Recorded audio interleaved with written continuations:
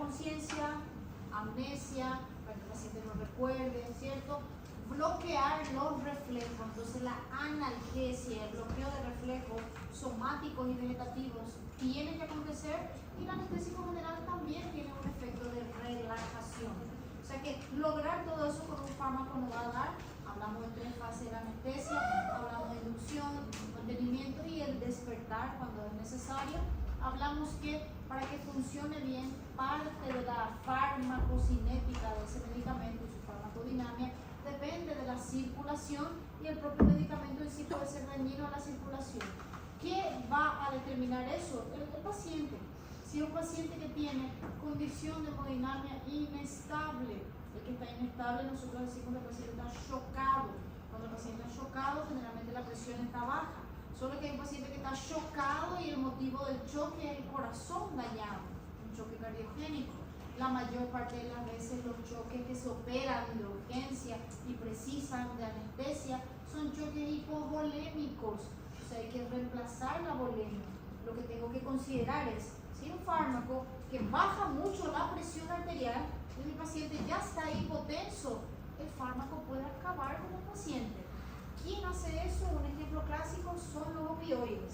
Morfina, fentanilo, dosis altas pueden causar bradicardia.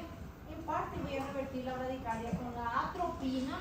Puede alterar la presión de vías biliares, pero no significa que si hay un dolor intenso no se va a hacer una dosis puntual, ¿verdad?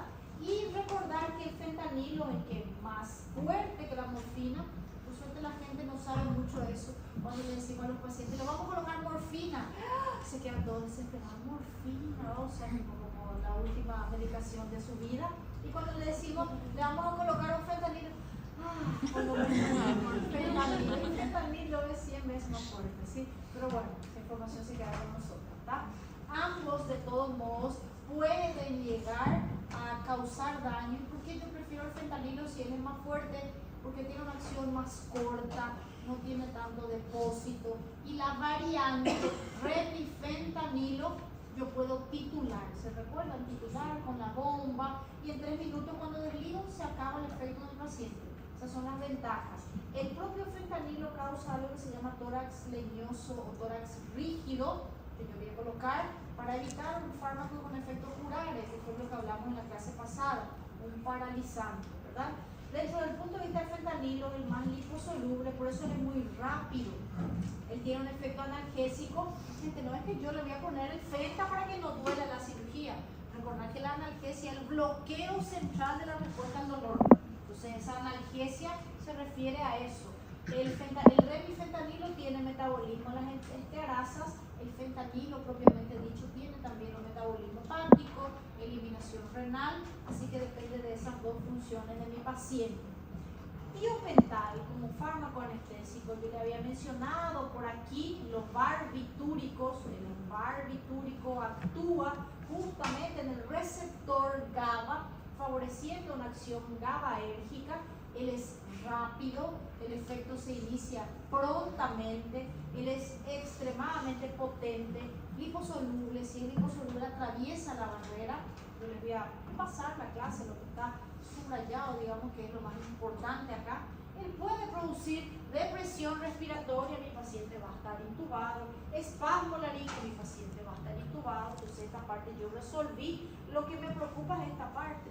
Él despenca la presión arterial. Y un medicamento que cuando yo comienzo a infundir, el paciente tiene una inestabilidad hemodinámica. Entonces cuando uso barbitúrico, no podría mi paciente previamente estar chocado.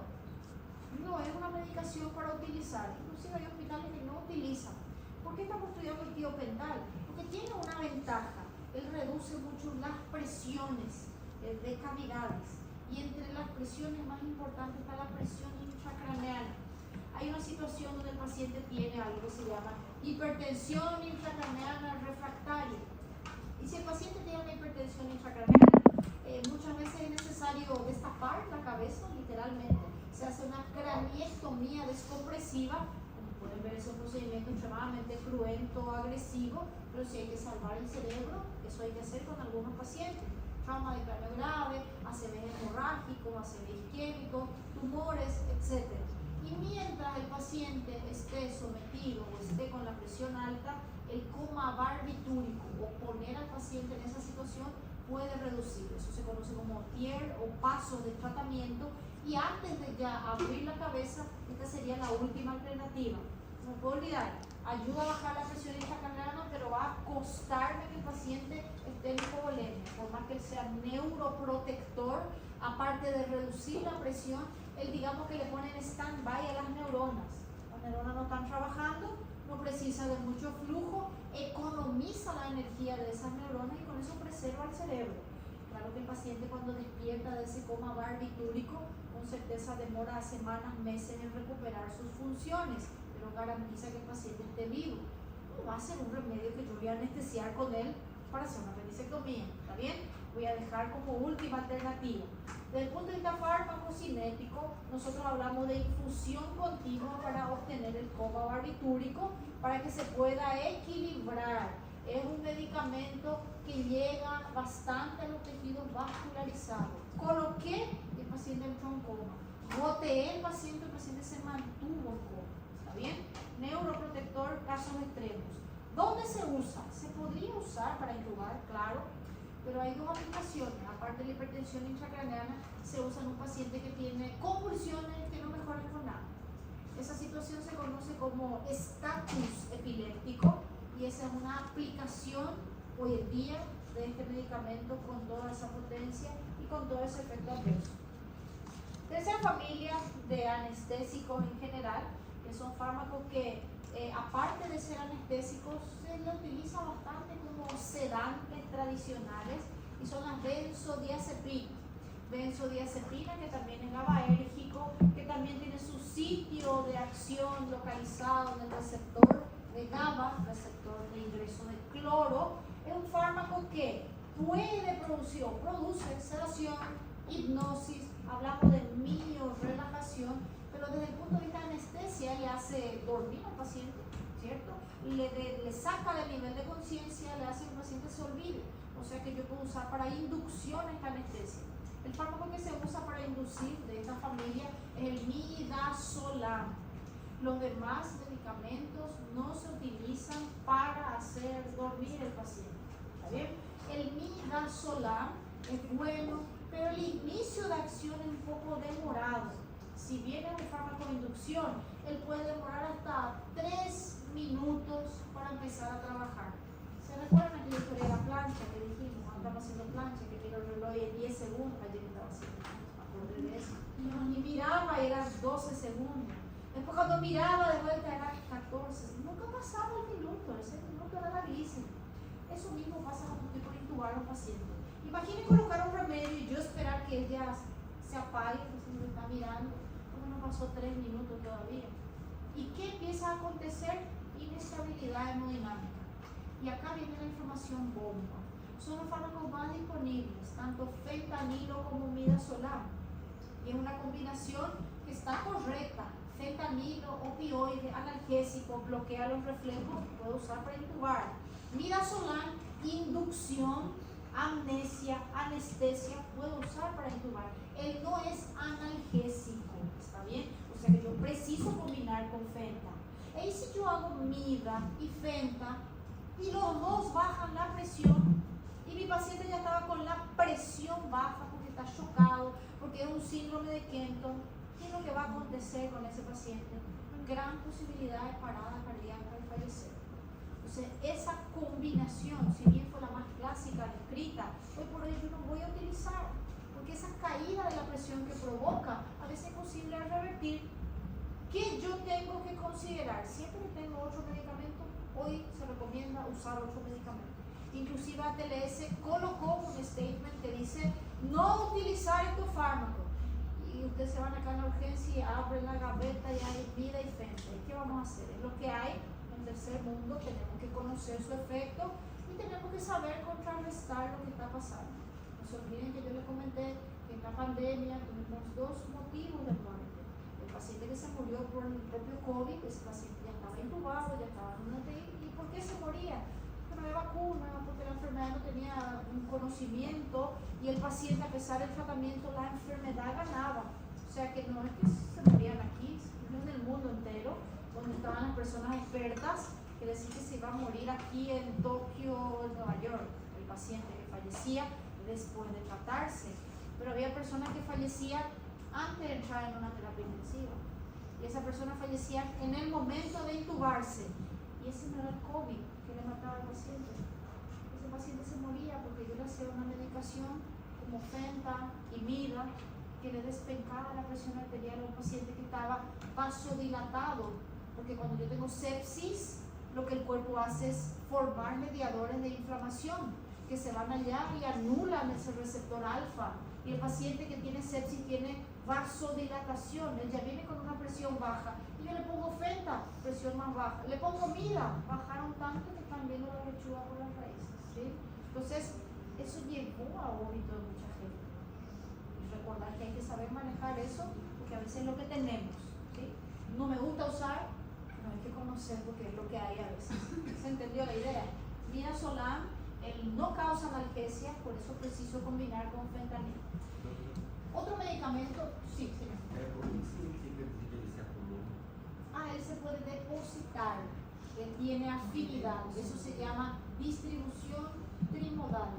Hay fármacos que vos le colocás en la sangre, llega a un pico y sale la sangre y sale de tu cuerpo. Este medicamento se acumula. El mismo ejemplo que conté el paciente que entró ayer, que se le puso un sedante y con el doctor José decidimos retirar, todavía no se despertó hasta ahora. Así que está acumulado. Liposoluble, claro, se quedan las grasas, los lípidos. Imaginen los pacientes obesos, qué complicado con ellos, peor todavía. ¿Sí? Profe,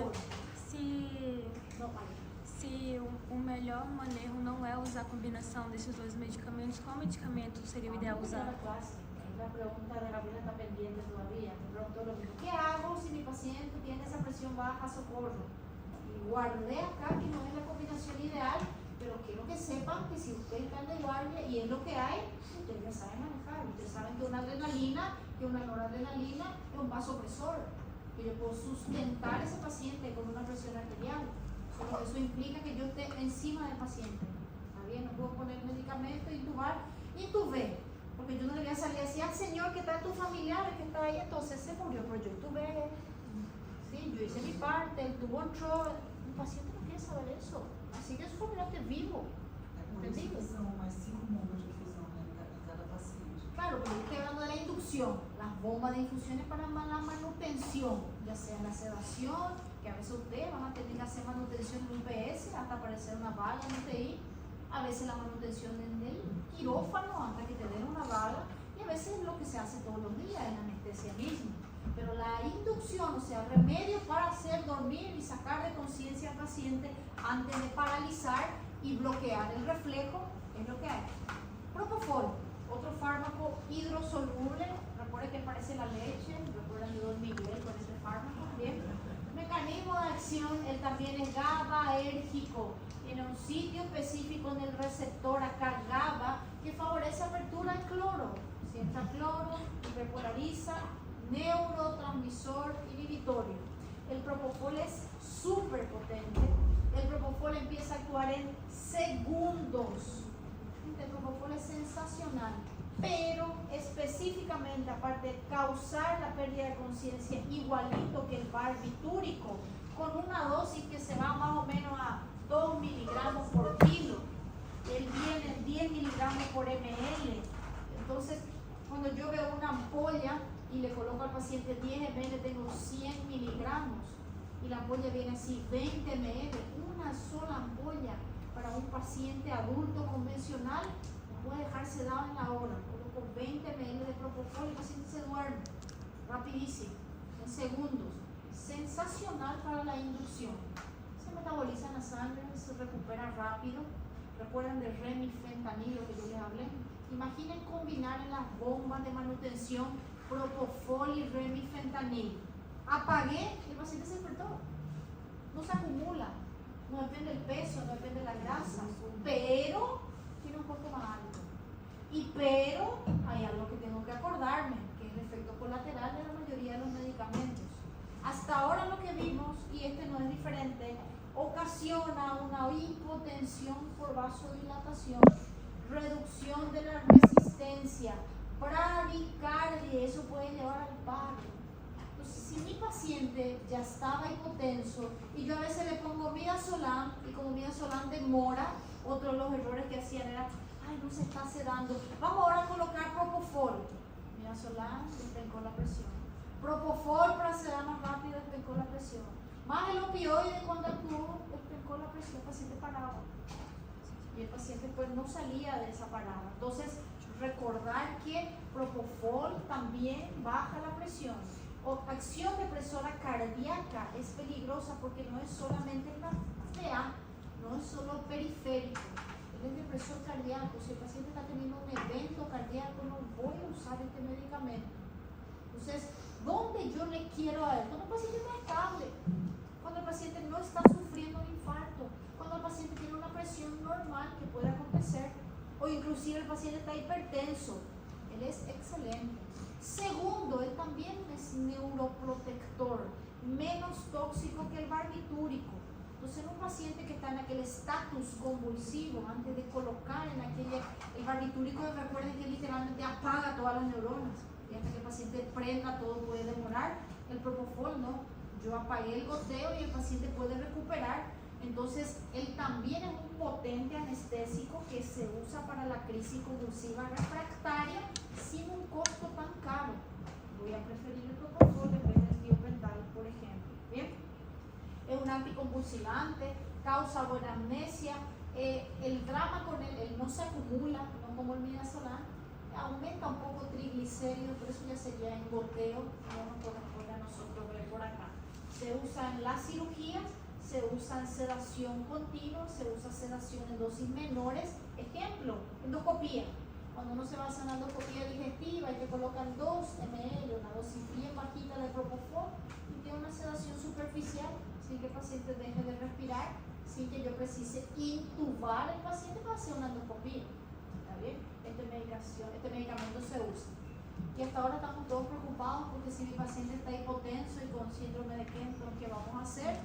Y acá está una de las respuestas a nuestro problema, que es la ketamina o cetamina. La ketamina es un anestésico de acción corta, pero el tipo de anestesia que produce parece un estado cataléptico. El paciente sale de sí, pero el paciente pierde la noción de la realidad. ¿Vieron divertidamente?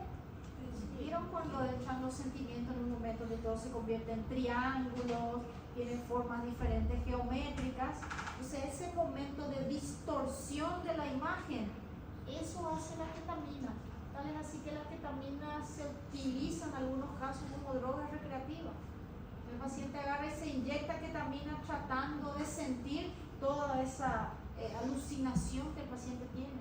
Porque él ve acá y le ve a él que de repente se estira, y si él alarga el brazo, la persona ve que el brazo llega hasta acá y empieza a volar. Está en el país de las maravillas. Eso hace la ketamina con el paciente. Saben que nosotros usamos el paciente que está con mucha falta de aire y no conseguía respirar, y yo le estaba ya preoxigenando, pensando en intubar, y él no dejaba la máscara del desespero, y le poníamos ketamina. Y el cerebro se olvidaba que él tenía falta de aire porque él disociaba. Y el paciente respiraba tranquilo, mismo saturando 80, porque la ketamina te saca de esa conciencia. Y a veces el paciente está sedado, está con los ojos abiertos, y eso medio que asusta. Estamos ahí, le tocamos el pulso al paciente todavía y miramos, y el paciente ya está sedado pero no llega a dormir. A veces ni siquiera deprime el centro respiratorio, pero le saca la conciencia. Y tiene un efecto de analgesia. ¿Qué yo puedo hacer entonces para la inducción y la hipnosis? Combinar con un poco de propofol. Yo tengo la presión de mi paciente, pero la dosis de propofol que voy a usar va a ser mucho menor. Entonces no va a despencar la presión arterial, y puedo usar lo que se llama ketofol, que es la combinación de ketamina con un poquito de propofol. No va a ser la misma dosis. O a veces con la ketamina sola el paciente ya quedó sedado y después ya puedo paralizar. Miren qué maravilla colocar ketamina en succinilcolina. Pero si tenía trauma muscular, riesgo de potasio alto, ketamina con rocuronio. La mejor combinación que puede existir, porque ketamina ya es analgésico, ya bloquea. Ahí yo no precisaría colocar, por ejemplo, fentanilo. No corro ningún riesgo de que la presión baje. ¿Se entendió? Entonces, ¿por qué no usamos ketamina a todo el mundo si ella es tan buena y maravillosa? No tiene un costo tan alto, la ketamina tiene este efecto del paciente se despierta, empieza a alucinar, ve cosas, se desorienta. El paciente cuando vuelve a despertar tiene emociones, siente que se está cayendo de una catarata, de un río, siente que le están atacando, puede llegar a tener ideas delirantes. Pero además de eso, lo que a mí me preocupa es la ketamina aumenta la contractilidad cardíaca. Eso no era bueno. No es bueno si el paciente está infartando, gente. Imaginen ese corazón infartando que ya está apenas, y si yo le mando a trabajar más y él apenas tiene flujo de sangre. Entonces la ketamina está contraindicada en un paciente que está haciendo un evento isquémico, en un infarto, en un paciente que tuvo un evento de un cateterismo reciente. No voy a usar ketamina, ¿está bien? Voy a buscar otra alternativa. Sacando a ese paciente que tiene aumento de la contractilidad con isquemia, puedo utilizar en la mayoría. Inclusive aumenta la frecuencia, inclusive aumenta la presión arterial. No voy a tener aquel efecto de choque. Y si el paciente acaba de tener un accidente o está en hipovolemia, esta sería una excelente alternativa. Otra ventaja, yo puedo usar este medicamento intramuscular. Hay pacientes que llegan y están tan agitados, inquietos, tuvieron trauma de cráneo y no se puede intubar, y estoy viendo que está con sangre por todos los lados, no consigo un acceso para medicarle, paciente que puede estar borracho, no consigo. Y en ese momento uno no sabe si es el trauma de cráneo o si es la intoxicación alcohólica, y estamos ahí en un dilema, pero no consigo ponerle medicamento. Y el paciente no se queda, no va a controlar la presión. Este medicamento intramuscular rápido ayuda a que el paciente se acalme. Entonces, una medicación para tranquilizar al paciente, ¿verdad? Para poder mejorar la primera respuesta. Se administra igual como inductor en pacientes que no son cooperantes, que es lo que le había hablado. Una dosis intramuscular, se calmó el paciente, una dosis después intravenoso. Puedo combinar con propofol, puedo usar isolado, nunca me olvido de colocar un relajante junto. No es solo ketamina con rocuronio, ketamina con succinil. Siguiente alternativa, ya que el infartado no puede usar ese medicamento, partimos para mi favorito. Si tuviera que elegir uno de los que no puede faltar, y lo digo yo, dicen los guidelines, ahí debería estar etomidato. Etomidato también es un anestésico liposoluble, hipnótico rápido, muy seguro, y lo mejor de todo, 60 segundos. Recuerden que hablamos del tiempo, que también hasta demora 2 minutos, y es que acá 1 minuto. Entonces, etomidato, y mientras está preparando el succinil, veo, me avisan, doctora, 40 segundos, preparamos, vamos para succinil en el paciente, y ahí me avisa de nuevo 40 segundos, en 2 minutos el paciente está intubado. Este medicamento ideal para utilizar en un paciente para intubar. ¿Les puedo contar un secreto o ya se imagina? No hay acá. ¿Sí? Brasil tiene. Cualquier otro lugar que no sea de tercer mundo, no lo pueden hacer. Entonces mi mamá un día me contó y dice, estábamos allí, pero yo quería que vos nazcas en esta ciudad, porque este es el país de tu familia. ¿De dónde salió eso? Es un escándalo, porque estaba gestante y no le querían dejar subir en el avión para volver a Paraguay. ¿Para qué me dejaron subir? Yo quiero conocer al capitán que le dejó abordar a mi mamá con 7 meses de gestación. Eso no se hace. El riesgo. Ahí vine yo a nacer acá. Imagínense. Ella todavía me cuenta con orgullo. Mi hija nació con el ¿por qué? No era necesario. Podría ahorrar eso y nacer acá. Pero no, somos de acá y hay que luchar, ¿verdad? Entonces, gente, no tengo etomidato en Paraguay, pero sí hay en Brasil. Ventaja acá en la ciudad, que a veces nos tropezamos acá frente al Pacífico y ya estamos en otro país, ¿verdad? Entonces sí se puede conseguir, ¿está? Etomidato es sensacional, tiene sus contras, como todo. Él deprime un poco la corteza suprarrenal de liberar corticoides, gente, pero en una dosis.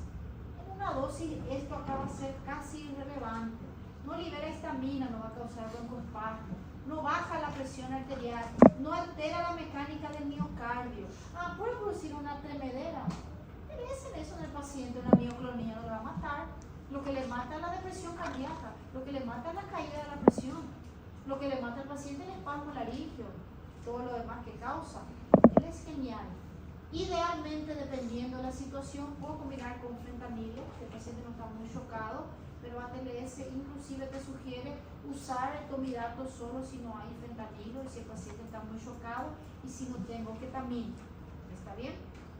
Puede ser una buena combinación entonces fenta, ya que no va a ser mira y fenta, va a ser fenta y etomidato, una opción. Solo etomidato, una opción. Etomidato y menos propofol, una opción. Ketamina solo, una opción. Ketamina con propofol, una opción. Estoy en Paraguay y mira solar con fentanilo, una opción. Todas para intubar, no se olviden que llevan bloquear. Nosotros ya no intubamos sin paralizar.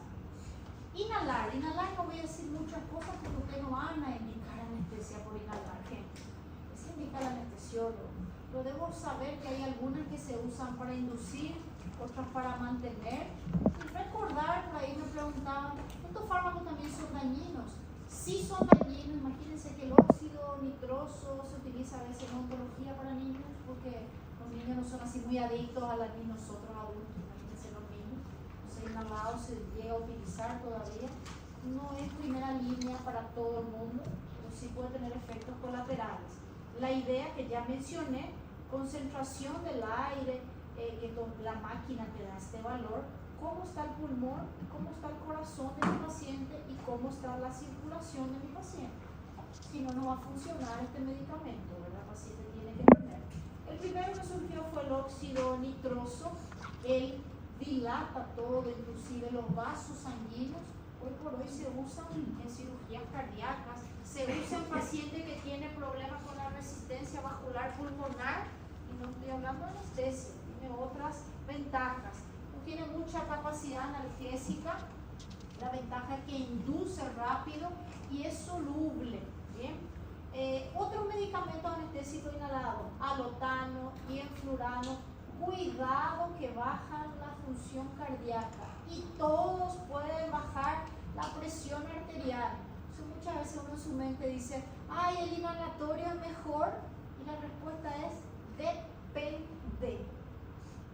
Depende, a veces es mejor hacer al paciente una inducción con ketamina, con etomidato, poco fentanil, pasar un poquito de inhalatorio, mantener con un remifenta, con un propofol, no sostuvo la presión, cambiar para una ketamina para que mantenga la presión, y el anestesiólogo tiene que tener todo eso disponible porque la situación del paciente cambia cada minuto.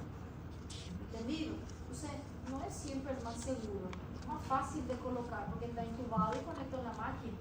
Esa es la ventaja de esta medicación. El isoflurano es fantástico, es bien más seguro. El sevoflurano rápidamente entra en el cuerpo. Generalmente lo que se hace en un lugar que se puede es comienzo con este, mantengo con este aquí. Es lo que nosotros tenemos, alotano, muchísimo. Cuidado que puede producir alteración de la contracción. Entonces siempre hay que preguntar cuál está disponible, ¿verdad? Son depresores respiratorios, pero eso no me preocuparía porque el paciente está intubado. Lo que me preocuparía es lo que dijo la compañera. Si yo le coloco una dosis más alta para sustentar la anestesia, estoy irritando la vía aérea. Ahí el paciente después se puede quedar con síntomas respiratorios. Y finalmente, recordar que ellos se eliminan por el propio pulmón. Esa es la ventaja, el efecto reversible rápido. De los 4 que tienen que recordar el nombre, óxido nitroso, problema que para siempre le inactiva la vitamina B12. Entonces pues tengo que controlar al paciente porque puede haber una anemia megaloblástica. En la hora de la emergencia eso no importa, si yo controlo después. Alotano, barato, disponible. La malísima suerte de la vida que te puede tocar es una reacción que no es alergia, una reacción de idiosincrasia, donde el hepatocito reacciona y se muere. El paciente hace una hepatitis tóxica fulminante, una insuficiencia hepática aguda. ¿Cómo se trata eso? Es un plan. No es tipo Grey's Anatomy, hola, sí, estoy solicitando un filo, no es así. Ahí llega el helicóptero, ¿verdad? ¿Ya vieron? No es así acá, gente. Acá el paciente que falló su hígado, acabó el paciente. ¿Y qué hago? No uso los manos. Un riesgo inherente, por eso el paciente tiene que firmar su solicitud y saber que él puede ser el sorteado. Ojalá que no, pero puede pasar. ¿Entendido? Siguiente, seguro, isoflurano en flurano, es bastante seguro, manutención, ¿verdad? Recordar que se puede usar en problemas cardíacos. Ellos no tienen efecto hepatotóxico, ni nefrotóxico, ni carcinógeno, ni teratogénico. Una maravilla. Más caro. Pero existe, está ahí. Mantenimiento con isoflurano, excelente. Es lo que yo quería. ¿Cómo empezamos la sedación?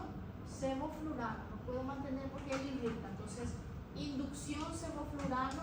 Pero gente, si pueden inducir con un propofol, si pueden inducir con un midazolam, si pueden inducir con un etomidato, ¿cierto? Y después el anestesiólogo combina. No estoy hablando de intubación de urgencia, estoy hablando de las cirugías en general. Problema con los fármacos inhalados, la exposición del médico, ¿verdad? Esto escribió Saúl en su clase, que los anestesiólogos tienen toxicidad crónica. No sé si era por el remedio, era por el médico, pero bueno, yo concuerdo. Si él escribió, está escrito, ¿verdad? Entonces, la toxicidad crónica acá se refiere a la exposición crónica, gente. Siempre el riesgo de cáncer es escrito, ¿verdad? Y un efecto teratogénico si hay gestación de por medio. Recordar que eso no va a acontecer en una anestesia, por favor. Eso va a acontecer con la exposición prolongada. Bien. ¿Alguna duda hasta aquí? Acá son los nombres. Fui pasando más rápido porque no quiero muchos detalles de los inhalados. Quiero que sepan cuál es más seguro, cuál se usa para inducir, cuál causa hepatitis y eso es todo. Solo lo que está escrito acá en la clase. En tanto que los demás, le preguntaba a la compañera si hay que saber. Un efecto descrito tanto en todos los inhalatorios como en la succinil. La hipertermia maligna. El paciente hace una temperatura alta porque el hipotálamo dejó de controlar. Entonces, todo paciente que va a ser sometido a anestesia precisa de una monitorización. ¿Tiene sentido yo hacer eso sin controlar presión, temperatura, presión cardíaca, etc.? ¿Bien? Perfecto. ¿Dudas, gente? Ô, profe, seria seguro administrar um paciente hipotenso ketamina? Si la hipotensión está siendo gerada por un infarto agudo del miocardio, sí. Só se não for caso de infarto. Exacto, que es la minoría de los casos. E o propofol num paciente hipertenso, seria seguro En administrar? todo paciente es seguro. Recuerden que si ella está con una presión de 120 por 80 y yo le coloco propofol, su presión va a caer a 90-60 para ella. Después yo sustento esa presión. ¿Dónde no es seguro? Él ya vino con una presión de 90-60. Imagínense si yo entro midazolam, propofol, fentanilo, después quema su presión.